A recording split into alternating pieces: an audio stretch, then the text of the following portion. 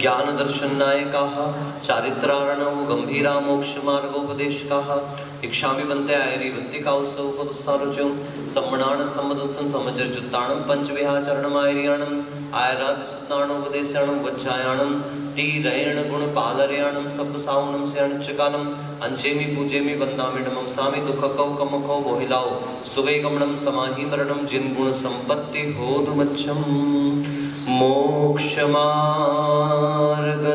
नेतारं भेत्तारं कर्मभूभृतां ज्ञातारं विश्वतत्त्वानां वन्दे तद्गुणलब्धये वन्दे तद्गुणलब्धये। पंच परमेष्ठ भगवान की जय।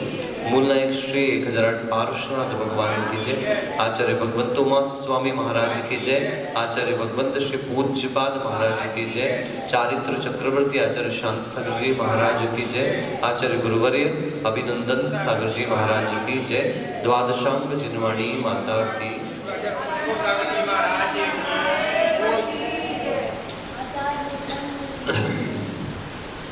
तत्वा सूत्र ग्रंथ का प्रथम अध्याय के 7 सूत्र हमारे पूर्ण हुए थे।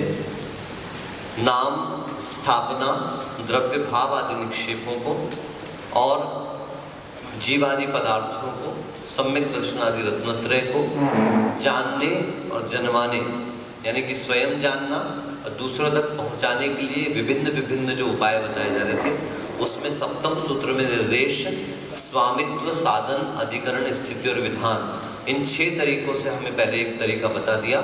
क्योंकि हम जानते हैं ये बहुत अच्छी बात है, परंतु उसका प्रस्तुतिकरण ताकि वह विषय समग्र रूप से सामने वाले व्यक्ति तक पहुंच सके, उसके लिए इन सूत्रों को विशेष रूप से प्रयोग किया जा रहा है। आज जिन आगम का ये कहना चाहिए सर्वोत्कृष्ट, सर्वोत्तम या सर्वाधिक चर्चित सूत्र अपने सामने है, जिसके आधार पर षटखंडागम ग्रंथ की रचना संपूर्ण हुई है पूरी की पूरी। ऐसा यह सूत्र, आज पहले सूत्र का पाठ करें और उसके बाद फिर इसकी टीका अपन देखेंगे। सत संख्या क्षेत्र स्पर्शन कालांतर भावाल्प बहुत्वैश्च। ठीक है ना, एक बार साथ में बोले सभी लोग।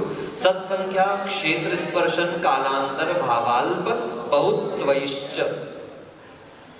सबसे पहले सत यानी अस्तित्व है, एग्जिस्टेंस। संख्या गति संख्योपेतः कितना है, क्षेत्र कहाँ रहता है, स्पर्शन कहाँ से आया है, कहाँ तक जा सकता है, अभी और टीका में अच्छे स्पष्ट करेंगे।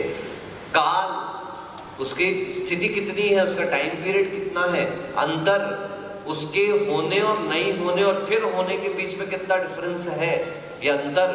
और भाव, जीव आदि में जो भाव हुआ करते हैं, ऐसे कौन कौन से तत्वों में, पदार्थों में कौन कौन से भाव हैं। और अल्प बहुत्व यानी तुलनात्मक दृष्टि जब हम रखते हैं, जैसे आंवले से छोटा बहेड़ा है, बहेड़े से छोटा हरड़ है, या हरड़ से बड़ा बहेड़ा है, बहेड़े से बड़ा आंवला है, आंवले से बड़ा एप्पल है, एप्पल से बड़ा पपीता है, पपीते से बड़ा तरबूज है, आदि आदि एक दूसरे से जो तुलना की जा रही है। अब यहाँ पर देख सकते हैं, यहाँ मुनियों से आर्यिकाओं की संख्या ज्यादा है, आर्यिकाओं से ब्रह्मचारिणियों की संख्या कम है, ब्रह्मचारिणियों से गृहस्थों की संख्या ज्यादा, एक दूसरे से तुलनात्मक दृष्टि रख रहे हैं, ये अल्प बहुत्व कहलाता है। ठीक है, आइए टीका देखिए, बहुत सरल से टीका है। सत इति, बोलो कौन सा सूत्र प्रयोग हुआ है, व्यंजन संधि का पहला सूत्र, वर्ग प्रथमा पदांता स्वरगोष्वसु तृतीयान। सत इति, वन्य त का त थ द, सद इति संधि होगी, सद इति, और इति अस्तित्व निर्देशः, इसमें हो गया इवर्णो यम सवर्णे न च परो लोप्यः। सत इति अस्तित्व निर्देशः, यहाँ पे सत का मतलब मान लीजिएगा अस्तित्व का निर्देश करना ही सत है। प्रशंसादशु, पुस्तक से हाथ नहीं रखो अनुकरण जी, प्रशंसादशु वर्तमान है बेटा, 2 हो गई ना, सत इति अस्तित्व, ठीक है, 2 संधि, 3 शब्दों में 2 संधि होगी। प्रशंसादिषु बोलिए, वर्तमानो गृह्यते। देखिए सत शब्द का अर्थ है सत्पुरुष है, ये तो अच्छा पुरुष है। यहाँ प्रशंसा के अर्थ में सत को नहीं लिया जा रहा है, यहाँ सत का अर्थ अस्तित्व लिया जा रहा है। तो प्रशंसा आदि को वर्तमान में यहाँ पर ग्रहण नहीं करना। शब्दानाम अनेक अर्थ, शब्दों के अनेक अर्थ होते हैं। सत शब्द जो है 3 अर्थों में तो मैं बता देता हूँ। एक सत शब्द यहाँ पे अस्तित्व के अर्थ में आ गया, एक सत शब्द प्रशंसा के अर्थ में आ गया, और एक सत शब्द आ जाएगा नींबू का सत, टाटरी, है ना। आप लोग कर लेते ना, बना करके उसका सत निकाल के रख, सत्व निकाल लेते हो, तो सत्व को भी सत कहा जाता है। ऐसे सत कई चीजों में प्रयोग हो सकता है, लेकिन यहाँ पे वर्तमान में सत किसके लिए लेना है? अस्तित्व के लिए लेना, एग्जिस्टेंस। सत द्रव्य लक्षणम, द्रव्य का लक्षण उसका अस्तित्व है। संख्या, भेद गणना, आप खुद ही अर्थ निकाल सकते हैं। संख्या मतलब क्या हुआ? उनके भेदों की गिनती करना। क्षेत्रम, निवासो, वर्तमान काल विषयः,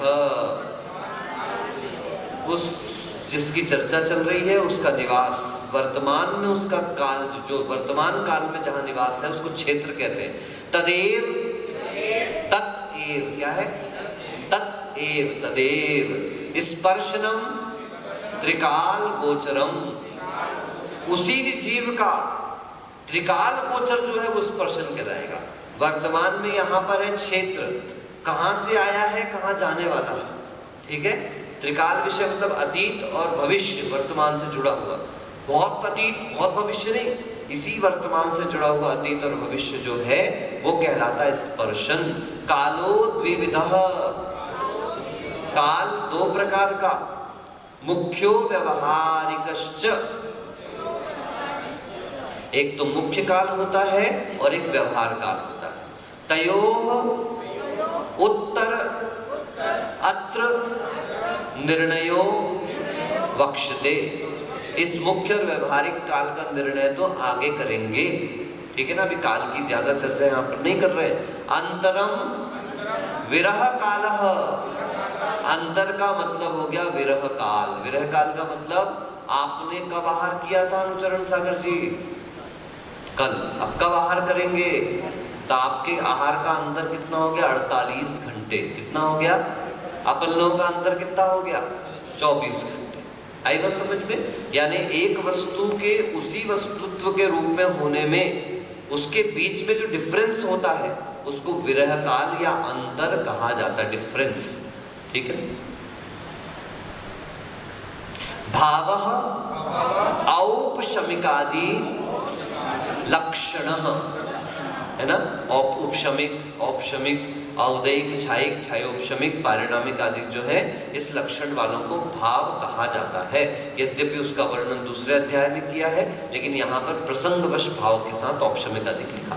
अल्प बहुत्वम अन्योन्यापेक्षया विशेष प्रतिपत्ति ही, एक दूसरे की तुलना करते हुए विशेष कथन करने का नाम अल्प बहुत्व कहलाता है। जैसे आपको अभी बता दिया था, श्रावकों की तुलना में श्राविकाएं ज्यादा हैं, ठीक है ना। श्राविकाओं की तुलना में साधु ज्यादा हैं, साधुओं में आर्यिकाओं की तुलना में मुनि कम है, मुनियों की तुलना में व्रती कम है। ऐसे करते चल जाएंगे तो एक दूसरे की विशेष प्रतिपत्ति। ये सब क्यों कर रहे हैं महाराज जी इतना सब? भैया मन जो है वो वानर के समान चंचल है, ठीक है ना। अपन यहाँ नहीं करेंगे ना तो क्या हो जाएगा? बस अब भी देखना, जरा सी बात अपनी क्लास खत्म होने दो, उतने में तो अपना हो जाएगा। आज तुम्हारे कौन से चौके में हार हुए, तुम्हारा कौन सा चौका बचा हुआ है, उनका कौन सा चौके में, है ना। आ जाती कि नहीं, कहीं ना कहीं कोई ना कोई बात तो आ ही जाती है कहीं ना कहीं। इसीलिए अपन पूरा दिन क्यों स्वाध्याय में लगा करके रखे हुए हैं? ताकि भैया एटलीस्ट अपना शुभोपयोग तो बना रहेगा, अपना उपयोग। क्योंकि इसमें मत सोचना कि महाराज जी क्यों जा रहा है शुभ। भैया अपन अभी इंसान हैं और इंसानों का ही उपयोग बिगड़ता जड़ता रहता है। पर इंसान वही कहलाता है, मानव वही कहलाता है जो अपने उपयोग को सुधारने की कोशिश करते रहता है, ठीक है ना। एतैश्च, अच्छा ध्यान से, एतैश्च सम्यक दर्शनादीनाम, अक्षरों का उच्चारण बहुत सुंदर करिए, है ना, ताकि पढ़ते समय अच्छी सुंदरता आपके शब्दों में आनी चाहिए। बिल्कुल। एतैश्च सम्यक दर्शनादीनाम जीवादीनाम चाधिगमो वेदितव्यः। तो इस प्रकार से यह सम्यक दर्शन आदि जीव आदि का ज्ञान इसके माध्यम से हम कर सकते हैं, उनकी जानकारी हम कर सकते हैं, ऐसा जानना चाहिए। ननुच प्रश्न उठा रहे हैं, ननुच निर्देशात एव सत्ग्रहणम सिद्धम। भैया आपने निर्देश स्वामित्व साधनाधिकरण स्थिति विधानता सूत्र कहा था ना, उसमें निर्देश कहती तो अस्तित्व का ज्ञान हो गया था। निर्देश मतलब अस्तित्व निर्देश लो, फिर यहाँ पर वापस क्यों ग्रहण किया? तब कहते हैं विधान, और फिर आगे और कह रहे हैं विधान ग्रहणात संख्या गति ही। उसमें आपने विधान कहा था, उससे संख्या की चर्चा हो गई थी। अधिकरण ग्रहणात क्षेत्र स्पर्शन अवबोधः। अधिकरण कह देने से आपने लोक नाड़ी वगैरह बनाया था ना, तो अधिकरण कह देने से आपका क्षेत्र स्पर्शन दोनों का ज्ञान हो जाता है। स्थिति ग्रहणात काल संग्रह, स्त्री स्थिति कह देने से काल का संग्रह कर लिया था। भावो नामादिषु संग्रहित एव, भाव को नामादिक में ग्रहण कर लिया, नाम स्थापना में जो द्रव्य भाव नहीं था उसमें संग्रहित कर लिया था। पुनरेषाम किमर्थम ग्रहणमिति। मम्मी आज खाने में क्या बनाया है? बेटा लौकी की सब्जी बनाई है, सोमवार। मम्मी आज क्या बनाया है? बेटा लौकी की सब्जी बनाई है, मंगलवार। मम्मी आज क्या बनाया है? बेटा लौकी की सब्जी बनाई है, बुधवार। बस अभी रुको, अब जल्दी नहीं करना। गुरुवार हुआ, मम्मी आज क्या बनाया है? जैसी लौकी बोली उसने उठाई थाली पटक दी, लौकी लौकी लौकी लौकी। मम्मी लौकी की खेत में पैदा हुई थी क्या? अब गुरुवार को मम्मी ने, बेटा सुना ही नहीं तूने पूरा का पूरा, आज तो नाश्ते में लौकी का हलवा बना है। अच्छा, अब थोड़ी सी राहत मिली। आज क्या बनाया है? आज तो पराठे बनाए, ये नहीं बताया लौकी का पराठा बनाया, पर बनाया तो पराठा। आज क्या बनाया है? शनिवार आ गया, कोफ्ता। अब बच्चे को गुस्सा नहीं आ रहा, अब पराठा मिल रहा है, हलवा मिल रहा है, कोफ्ता मिल रहा है, अन्य अन्य। कभी आपके यहाँ मुठिया उठिया क्या बनती है लौकी की, है ना? हाँ, मुठिया मुठिया बनाते हैं, ऐसे ऐसे गट्टे गट्टे बनाते लौकी के। यही यहाँ भी बनाते हो, आगड़ मेवाड़ गुजरात सब जगह बनते हैं। तो कहने का मतलब, मेरे कहने का तात्पर्य ये है कि आप डिशेस बनाते रहते हो, वही आटा है, कभी पूड़ी, कभी पराठा, कभी रोटी, कभी उसी का हलवा बना लेते हो, कभी अन्य अन्य भी कर लेते हो। क्यों भाई? ताकि टेस्ट के साथ साथ इंटरेस्ट भी बना रहे। तो आचार्य से पूछा उसने प्रश्न, शिष्य ने, कि भगवान आपने पिछले सूत्र में निर्देश स्वामित्व साधन अधिकरण स्थिति विधान, इससे आपका सत्संख्या छेद स्पर्शन काल अंतर्भाव इस सब का कथन हो गया, पर आपने फिर से क्यों रखा? फिर लिखते हैं विनेय, विनय नहीं, विनेय आशय वशात तत्व देशना विकल्पः। कैसा सीखने की इच्छा रखने वाला व्यक्ति होता है, उसको उसके हिसाब से सिखाया जाता है। शिक्षक क्या पढ़ाना चाहता है वो तो महत्वपूर्ण है ही, लेकिन शैक्षिक क्या सीखना चाहता है, या विनय शब्द आपने पढ़ा होगा उसमें, तत्वा सूत्र के इसी में पीछे एक सूत्र विनय, नहीं प्रायश्चित विनय नहीं, 90 अध्याय में आता है, उसमें सबने विनय करके रखा हुआ है, वो विनय होता है। एक सेकंड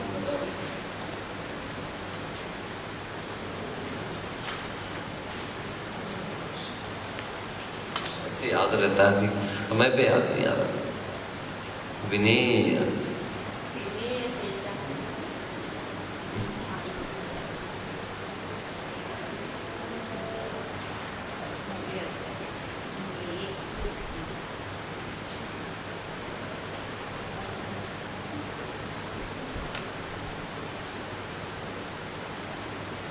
अविनेशु ऐसा लिखा होगा, अविनेशु।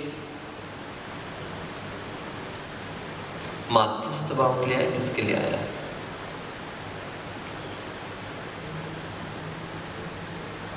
पता नहीं, भूल गया, देखता हूँ, मिलेगा तो मैं आपको बताता हूँ, आपसे ध्यान में आ जाएगा। अविनेयेषु ऐसा शब्द आता है, किस सूत्र में आ रहा है वो ध्यान नहीं आ रहा। अभी देखें, यहाँ पे विनेय का मतलब क्या हुआ? जो सीखने का इच्छुक है, अच्छा जानना चाहता हो आप, नहीं महाराज जी हमने बता तो दिया, सम्यक दर्शन ज्ञान चारित्राणी मोक्ष मार्ग, तत्व श्रद्धान सम्यक दर्शन है, विशेष रूप से उसका निश्चय कर लेना सम्यक ज्ञान है, और उस मार्ग पर चलना सम्यक चारित्र। अच्छा, बहुत अच्छा, बस चले गए, खत्म काम। हाँ नहीं, वो नहीं, वो सूत्र तो हो गया 9वें अध्याय में। ये विनय अविनेयेषु शब्द आता है, अरे सत्व गुणादि क्लिश्यमाना अविनेयेषु, ये आता है कौन से 8वें अध्याय 6वें अध्याय, किसमें आता है कि किसके प्रति क्या भाव रखना है? 7वें अध्याय में है ना? हाँ 7वें अध्याय में होना चाहिए, देख लेना जरा, वो तो बताना। सत्व गुणादि क्लिश्यमाना विनेयेषु, ऐसा शब्द आता है। मैत्री प्रमोद कारुण्य माध्यस्थ्यानि सत्व गुणादि क्लिश्यमाना विनेयेषु, यानी जो अविनयी जीव है, गलत मार्ग पर चलने वाले हैं, उनके प्रति क्या कर देना चाहिए? माध्यस्थ भावम विपरीत वृत्तो। तो यहाँ अविनेय का मतलब गलत दिशा में चलने वाला, परंतु जो आपकी तरफ चलने वाला है, सीखना चाह रहा है, उठना चाह रहा है, बढ़ना चाह रहा है, उसको अलग अलग विधि से भी तत्व का ज्ञान कराते रहना चाहिए, ताकि उसका टेस्ट भी बना रहे और उसका इंटरेस्ट भी। इसका अर्थ क्या हुआ? इंटरेस्ट देख करके पढ़ाना चाहिए। अब संख्या हो गई, मेरे को याद हो गया, अब आप उसमें नंबर भी बता दो, उसमें कौन से पेज पे लिखा वो भी बता दो। काम की बात नहीं पढ़ी अपन ने। महाराज जी क्या बताना चाह रहे हैं? मैं ये बताना चाह रहा हूँ कि गुरु भी शिष्य का इंटरेस्ट देखकर पढ़ाए। अगर इंटरेस्ट नहीं है सामने वाले का तो ज्यादा खींचतान करने की आवश्यकता नहीं है, क्योंकि इंटरेस्ट के बिना करेगा तो कहीं ना कहीं उसके लिए विकार उत्पन्न हो जाएगा। इसलिए बैठाओ कक्षा में, पढ़ने दो, सीखने दो। यदि इंटरेस्ट नहीं है तो फिर उसको उसके हाल पर छोड़ना चालू कर दो, क्योंकि जब उसके पाप कर्म का ही उदय है तो अपन भी ज्यादा कुछ नहीं कर सकते। सीता ने बहुत चाहा लक्ष्मण को उठा ले जाऊं, लक्ष्मण को निकाल ले जाऊं, इसका बहुत अच्छा संयोग रहा है मेरे साथ। जब जब उठा के ले जाने को होती थी तब तक सारा शरीर जैसे मुट्ठी से रेत बिखर जाती हो, इस तरीके से बिखर कर गिर जाता था।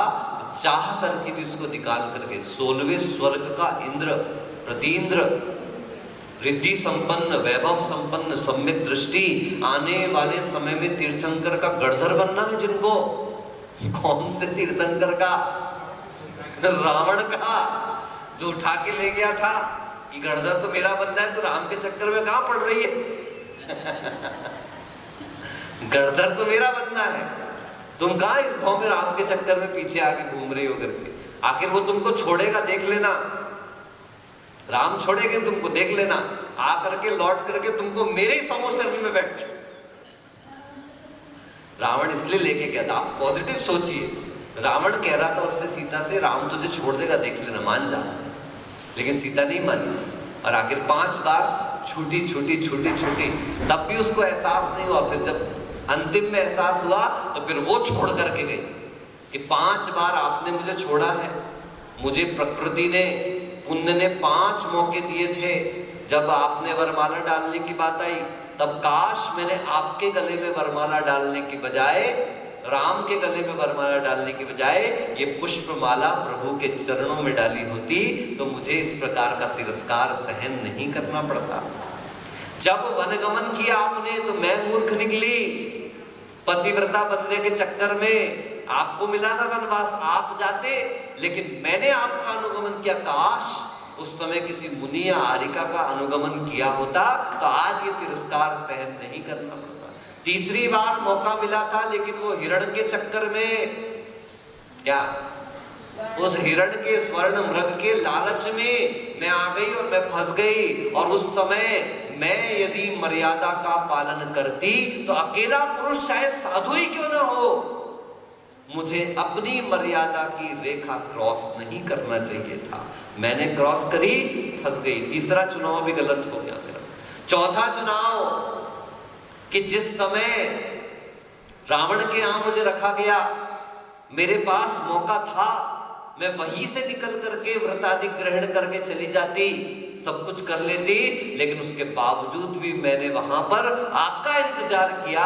ये काश मैं आपका इंतजार करने की बजाय वैराग्य धारण करके और इस प्रकार से संयम को धारण करती तो आज तिरस्कार नहीं होता। अंतिम बार जब आपने रावण को जीत लिया, आप मेरे सामने आके खड़े हुए, मैं बहुत प्रसन्न थी कि मैं जैसे ही पति के चरण छूंगी, राम के चरण छूंगी, और वैसे ही आकर के राम मुझे अपने हृदय से लगा लेंगे, राम का कंठ अवरुद्ध हो जाएगा। लेकिन आश्चर्यचकित रूप से मैं देखती रह गई, और आपने मुझे कंठ से तो नहीं लगाया, हृदय से तो नहीं लगाया, आपने मुझे अंक में नहीं भरा, किंतु जीतने के बाद वैसा ही छोड़ करके निकलने लगे कि मैंने सिर्फ लोक लाज के लिए तुमको जीत करके लाया हूं, कि कोई मुझसे जीत कर कैसे लेकर के जा सकता है। मैंने उस निधि की सुरक्षा करी है, लेकिन तुम पर पुरुष के घर रह करके आई हो, इसलिए मैं तुमको अपने साथ लेकर के नहीं आ सकता। ये तो दूसरी रामायणों में ऐसा बताया था कि राम ने परित्याग किया, बाद में राम ने तो वहीं परित्याग कर दिया था, किसी के कहने वहने पे नहीं किया। राम ने तो सिर्फ लंका में उसको बचाया और उसके बाद वहीं परित्याग कर दिया था, देखा भी नहीं सीता की तरफ। ये जैन शासन में लिखा है, ये जैन पुराणों में लिखा हुआ है। तब भी सीता ने कहा कि नहीं, आप मुझे ले जाओ ना ले जाओ, आपने मुझे छोड़ा, मैंने तो आपको नहीं छोड़ा, और मैं फिर आपके पीछे पीछे चली आई। काश उस समय भी मैं सत्य का ज्ञान, सत्य का आभास कर लिया होता और आपके पीछे ना जाकर मैंने दीक्षा धारण की होती। तो आज जब ये तब की बात है जब सीता की अग्नि परीक्षा हुई थी, और अग्नि परीक्षा के बाद सीता सुरक्षित निकल करके आ गई, सिंहासन पर बैठी थी। तब राम धरती पर उतर करके आए, क्षमा याचना करी और कहा देवी मुझे स्वीकार करो। राम एक कदम बढ़ाते थे, सीता एक कदम पीछे खींचती थी। राम पूछते थे पीछे क्यों खींचा, सीता कहती थी उस समय आपकी तरफ ये कदम बढ़ाया था, काश पीछे खींचती। ऐसे करके जितनी बार एक एक कदम बढ़ाती है, बढ़ाता है राम, सीता उतने कदम पीछे खींचती और कहती अब ये कदम पीछे नहीं खींच रही हूँ, ये सत्य अहिंसा महाव्रत की ओर ले जा रही है, ये सत्य महाव्रत की ओर जा रही है। ये 5 बार जो मैंने गलत चुनाव किया, आज मैं सही चुनाव करते हुए अहिंसा, सत्य, अचौर्य, ब्रह्मचर्य और अपरिग्रह को चुन रही हूं और उस मार्ग पर चल रही हूं। राम देखते रह गए और सीता ने दीक्षा दी। रावण ने कहा कि भाई तेरे को तो छोड़ेगा ही राम, 5 बार देख ले, आखिर हुआ वही, अल्टीमेटली आना कहां पड़ा बोलो, है आना कहां पड़ा, आखिर रावण के समोशरण में। जब वो तीर्थंकर बनेंगे तब सीता जी जाकर उनकी गणधर परमेष्ठी बनेगी, उनसे ही तत्व ग्रहण करेंगी और हम तक पहुंचाएंगी। देख लो ये दुनिया की चित्र विचित्र दशा है। आज कौन सा संबंध कल किस रूप में आता है, कल कौन सा संबंध आज किस रूप में प्रस्तुत हो रहा है, ये रूप रंग राग द्वेष का परिवर्तन चलता रहेगा। इसलिए कोई किसी से राग द्वेष मत करना, कोई किसी से बैर मत पालना, क्योंकि आज का मित्र कल का शत्रु हो सकता है और आज का शत्रु कल भगवान बन करके तुम्हारे ऊपर बैठने वाला है। आज का अपहरण करता कल उन्हीं का ईश्वर बन करके उन पर ऊपर बैठने वाला है। इसलिए भैया कब किसकी शक्ति किस रूप में प्रकट हो जाए कुछ नहीं पता। इसलिए ना किसी को नीचा दिखाना, ना किसी को नीचा समझना। कई बार होता है, कहते गुरु गुड़ रह जाता है और चेला चीनी बन जाता है। क्या बोला? गुरु गुड़ रह जाता है और चेला क्या बन जाता है? चीनी बन जाता है। इसलिए चीनी अपन को नहीं बनना, अपन चाइनीज नहीं बनने वाले। लेकिन बात बताई जा रही, गुड़ तो वही मटमैला मैला सा रह जाता है, शक्कर परिष्कृत परिमार्जित होकर के श्वेत वर्ण में आपके सामने। गुरु बैठा रह सकता है। शिवकोटि मुनिराज तो उदाहरण है इसके। तो श्माश भिन्नम कहते निकल गया उनके गुरुदेव को। जब देव दुंदुभी बजी तो उनके गुरु को पता चला किसी को केवल ज्ञान हो गया। वहां पहुंचे तो पता चला किसको? अपने ही चेला था भाई, उसको केवल ज्ञान हो गया। तो गुरु तो बैठे रह गया और चेला निकल गया। तो ऐसा भी हो सकता है। अपनी शक्ति को पहचाने और दूसरे की शक्ति को कम नहीं आके। मैं हमेशा कहता हूं आपको से, संपूर्ण सागर भी मिलकर के तेल की एक बूंद को नहीं दबा सकता। अहंकार नहीं करना कभी। सागर कितना भी विशाल क्यों ना हो, सागर कितना भी विशाल क्यों ना हो, उसमें तेल की बूंद डाल दो, बोलो अंदर जाएगी बाहर रहेगी। खूब तूफान आ जाए, गड्ढ-बड्ढ कर दो तो भी बोलिए तेल कहां रहेगा? फिर किस बात का अभिमान है समुद्र को? फिर किस बात का अहंकार है समुद्र को? जब वो एक बूंद तेल की दबा नहीं पा रहा, छुपा नहीं पा रहा, घुसा नहीं पा रहा। इसलिए कोई भी किसी बात का अहंकार मत। ना मैं अपने ज्ञान का अहंकार, मैं तो कितना अच्छा पढ़ा लेता हूँ ना, अहंकार मत करो, पढ़ाओ। अभी अभी कक्षा में क्या बात चली थी, कर्तव्य भाव रखिए, कर्तृत्व भाव नहीं रखना। कर्तृत्व भाव दुख का कारण है, जबकि कर्तव्य हमको भी सुख देता है और जिसके साथ निभा रहे हैं उनको भी सुख दे देता है। मैं आपको पढ़ा रहा हूँ, मैं पढ़ा रहा हूँ, रुको भैया, मेरा कर्तव्य है, एक आचार्य हूँ तो अपने संघ को शिक्षा देना, दीक्षा देना, उनको संभालना, उनको संयोजित करना, अनुग्रह करना। संग अनुग्रह कुशला, संग्रह करना तो ठीक है, पर अनुग्रह करना भी आचार्य का गुण है।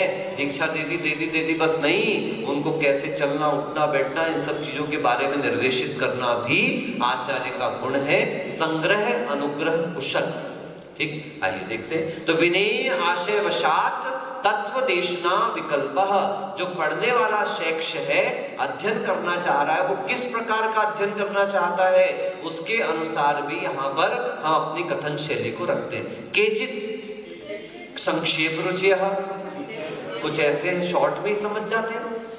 केचित अपरे न अति संक्षेपेण न अति विस्तरेण प्रतिपाद्या। तो किसी कोई ऐसे भी होते हैं, ना तो ज्यादा बढ़ा के चाहिए और ना कभी, अब जैसे लोकेश जी अपने पास आते, कभी कभी मुझे ऐसा लगता है कि पढ़ाने वाले को ये बात ध्यान रखनी चाहिए कि मैं जिस व्यक्ति को पढ़ा रहा हूँ उस व्यक्ति का लेवल क्या है और उसके अनुसार ही पढ़ाना है। अब तुम आचार्य को यदि थोड़ा बहुत पढ़ा रहे हो तो फिर उस समय समझना कि उस व्यक्ति का लेवल कितना होगा, उसके बाद ही करना है। तो उनको तुम आ ई ऊ री रे वो करने लगे तो लफड़े पड़ जाएंगे। आप देखो सबसे अच्छा सूत्र जो याद करने लायक है यहाँ पर, सर्व सत्वानुग्रहार्थो ही सताम प्रयासः इति प्रयासः। ये सूत्र पूरा है ना, विसर्ग का लोप हुआ, पीछे ई आया है ना, आपके परे कोई अन्य स्वर आ जाए बीच में विसर्ग हो तो लोप्य अन्य स्वरे अम्बा ऐसा आया हुआ, विसर्ग हो जाता है या यह भी हो जाता है। तो यहाँ पर क्या कहा, सर्व सत्व अनुग्रहार्थः, सभी जीवों पर अनुग्रह करना, सताम प्रयासः, ये महापुरुषों का प्रयास होता है कि ज्यादा से ज्यादा लोग लाभान्वित हो जाएं, ज्यादा से ज्यादा जीवों का अनुग्रह हो जाए, ज्यादा से ज्यादा जीव इस लाभ को प्राप्त हो जाएं। हमने सोचा भी सर्वार्थ सिद्धि समय सार तो अपना अपना विषय है, कठिन विषय हो जाता है, ये किसको सुनाना, प्रवचन में तो अपन सामान्यतः ले नहीं सकते, पर इस बार लॉकडाउन है, इस बार बंद चल रहा है, श्रावकों को ज्यादा इकट्ठे होने देना नहीं है, तो इस कारण अपन इस बार क्या पढ़ लेते हैं, सर्वार्थ सिद्धि और समय सार की टीका देख लेते हैं। उतने में फिर ऐसी बात आई, भाई पढ़ तो रहे हैं, कई ऐसे लोग होंगे जिनकी रुचि में ये होगा, जरूरी नहीं कि हर किसी को सास बहू चाहिए, हर किसी को वही घर परिवार की बातें चाहिए और अपन को तो पसंद भी नहीं है सब। कभी कभी छोटी मोटी बातों में पर आचार्य का प्रवचन कभी भी घरेलू पारिवारिक संबंधों को निभाने के निमित्त से नहीं होना चाहिए। आचार्य मुनि के प्रवचन सदैव आत्मा के कल्याण मार्ग को लेकर के होना चाहिए। उन बातों के बीच में चटनी जैसा आ जाए क्या है, अपनी बातों के बीच में, आगम के बीच में चटनी जैसी ये बातें आ जाए तो स्वाद बढ़ जाएगा, मगर चटनी खिला दी जाए तो सारा स्वाद बिगड़ जाएगा साहब। इसलिए ध्यान रखें कि लौकिक बातें प्रवचन आदि के बीच में सीमित मात्रा में होनी चाहिए। सारा ही प्रवचन उन्हीं रूपे में दिया जा रहा है, लौकिक प्रवचन हो गया, पारिवारिक संबंधों को बनाने वाला हो गया, आप कितनी भी मेहनत कर लो आप कुछ नहीं कर सकते।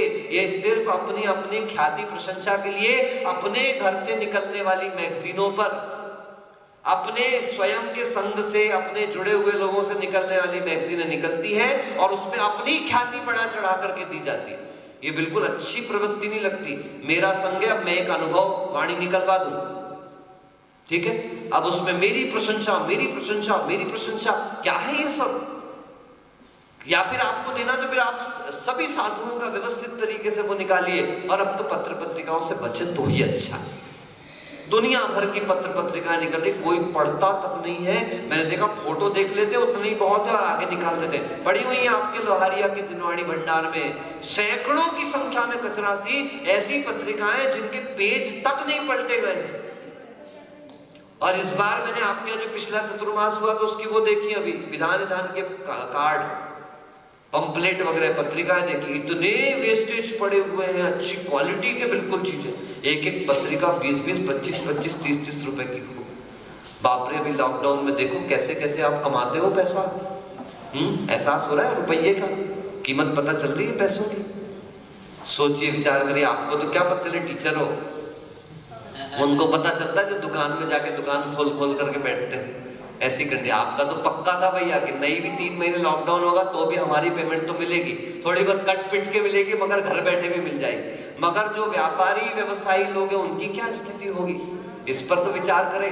ऐसी स्थिति में कैसे श्रावक 1-1 रुपए कमाता है और अपन लोग उसको ऐसे खचड़ा फचड़े में उड़ा देवे? नहीं भैया, बिल्कुल योग्य हो, जरूरी हो, आवश्यक हो, वो खर्चे होना चाहिए, उसमें कोई निषेध नहीं है। क्योंकि अपन कोई गवार भिखारी थोड़ी ना है भैया कि बिल्कुल नहीं ऐसे डाल दो महाराज को ला करके, ऐसा भी नहीं। लेकिन अनावश्यक वेस्टेज, इससे जितना बच सकते हैं उतना बचना चाहिए। हमने अभी तक का रिकॉर्ड है, हमने कभी व्यक्तिगत किसी को कोई कार्ड भी छपते ना, कभी कोई फंक्शन वगैरह बड़ा हुआ भी तो कभी किसी के व्यक्तिगत नाम से कार्ड नहीं भिजवाए।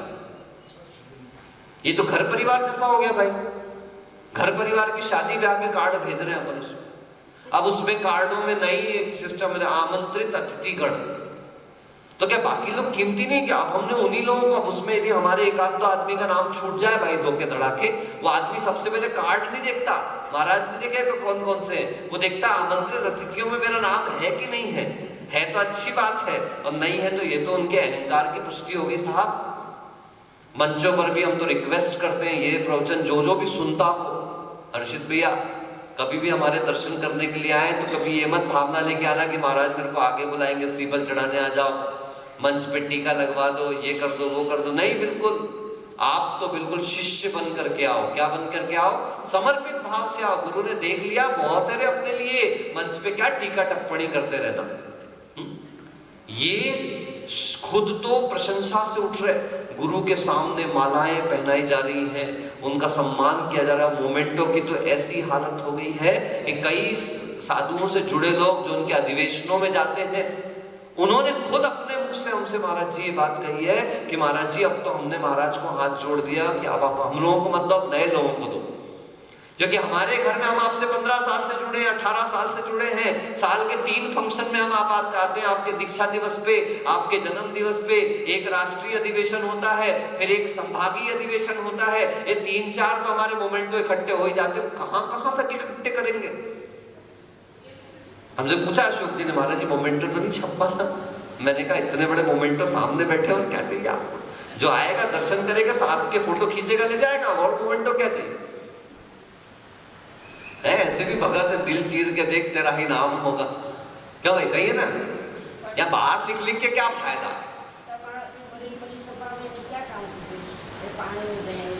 वही तो माता जी मेरा कहने का उद्देश्य है। ये फ्लैक्स भी लगे, जरूरी है, एकदम भी नहीं लगावे तो भी नहीं चले, पर ये कितने लगाना? एक मंदिर में, पूरे मंदिर में 50 जगह फ्लैक्स लगे हमारे नाम के। पावन वर्षायोग, पावन वर्षायोग, पावन वर्षायोग। पता नहीं इस गांव के लोग सब पीछे से वो आपकी भाषा में जो बोलते हैं, मैं तो नहीं बोल सकता, वो है क्या सबके सबके? उनको समझ में नहीं आता, इधर रटवाया जा रहा है। रट लो बेटा, पावन वर्षायोग 2020, पावन वर्षायोग 2020, पावन वर्षायोग। बहुत नहीं, बहुत बार पढ़ते रहो, ऐसा नहीं है साहब। तो जो महापुरुष होते हैं, सभी प्राणियों पर अनुग्रह करना उनका प्रयास पुरुषार्थ होता है। इति अधिगम अभ्युपाय भेदोद्देशः कृतः। इस प्रकार से अधिगम के उपाय के भेदों का, भेदोधिक का उद्देश्य यहाँ पर, उद्देश्य मतलब कथन यहाँ पर किया। इतर्था ही प्रमाण नयैरधिगमः इति अनेन एव सिद्धत्वात् इतरेषां ग्रहणम अनर्थकम स्यात्। तो फिर तो भैया प्रमाण नए अधिगम, इतने से ही काम हो रहा था अपना, है ना? ये सब सूत्र कहना व्यर्थ हो जाएगा। तत्र जीव द्रव्यम अधिकृत्य सदादि अनुयोग द्वार निरूपणम क्रियते। भैया ये 3-4-5 लाइनों में संधि पढ़ने वाले लोग ध्यान देवे, बहुत सारी संधियां हैं, आप अभी कक्षा के बाद थोड़ा साथ में बैठ करके संधियों को देख ले, बहुत अच्छा अभ्यास हो जाएगा। इस पूरे सूत्र में खूब संधियां हैं। इनका कहना था कि अन्य भी प्रमाण नए अधिगम आदि सूत्र था। अगर आप ऐसा कहते हो कि निर्देश स्वामित्व कह दिया तो सत्संख्या क्यों कह रहे हो, तो याद रखें प्रमाण नए अधिगम कहने के बाद निर्देश स्वामित्व की भी जरूरत नहीं थी, नाम स्थापना की भी जरूरत नहीं थी, सत्संख्या की भी जरूरत नहीं, पर अलग अलग जीवों की अपेक्षा से, अलग अलग रुचि वाले लोगों की अपेक्षा से हम ये सारा कथन कर दिया करते हैं। अब कल जीव को आधार लेकर के सत्संख्या आदि का कथन यहाँ से प्रारंभ होगा। बहुत महत्वपूर्ण विषय है। सभी अपनी अपनी डायरियां अपने साथ रखें, पेंसिल साथ में रखें, किताबों पर ध्यान बहुत, अब भूल जाइए, आपको कोई भी दिमाग कहीं नहीं लगाना, क्योंकि एक 8वां सूत्र का ज्ञान अच्छे से हो गया तो आप सैद्धांतिक कई विषयों को बहुत अच्छा पकड़ लेंगे। ठीक है ना। इस प्रकार से आपका सत अनुयोग द्वार का निरूपण जीव द्रव्य के आधार पर यहाँ पर किया जाएगा, वो कल से अपना प्रारंभ हो जाएगा। ठीक, आज इतना ही रखते हैं। नमोस्तुत आपराणिक स्वाध्याय निष्ठापन क्रियायाम श्री श्रुत भक्ति कार्य।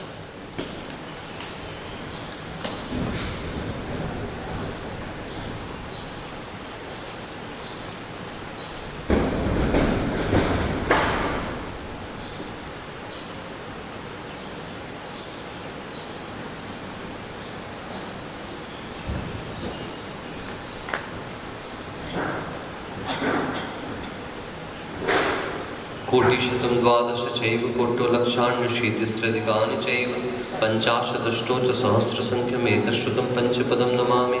अरहन्तभास्यर्थं गणहरदेवेः गत्यं सम्मं पडमामि भक्तियुक्तो सुदृढान्मह्वहिं शिरसा इक्षामि भन्ते सुतबद्धिकावसुसाचमङ्गवङ्गपैन्य पावने परिं सुतपडमामि उपभगे चूलिया चेव सुतत्वैत्विदमकाह्यं शरणचकालं अंचिम पूजे वंदामिनम सामि दुखों भोइलाओ सुवेगमनम समाहिमनम जिनगुण संपत्ति हो दुमज्जम यदर्थ मात्रा पदवाक्यहीनम मया प्रमादाद्यति किंचनोक्तम तन्मे क्षमित्वा विदधातु देवी सरस्वती केवल बोधलब्धिम बोधि समाधि परिणाम शुद्धि स्वात्मोपलब्धि शिवसौख्य सिद्धि चिंतामणिम चिंतित वस्तुदाने त्वां वंदमानस्य ममास्तु देवी। द्वादशांग जिनवाणी माता की जय।